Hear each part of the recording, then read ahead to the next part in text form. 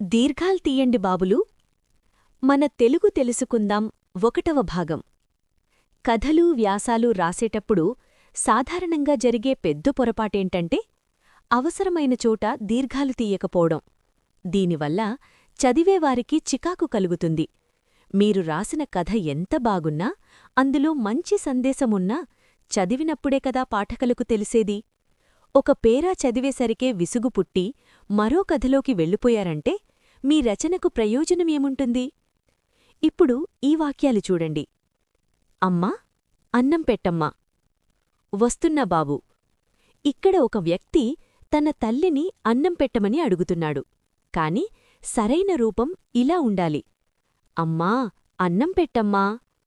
వస్తున్నా బాబూ. రచయిత ఉద్దేశం కూడా అదే, కాని టైపింగ్ పొరపాట్ల వల్ల కొన్ని దీర్ఘాలు మిస్ అవుతాయి.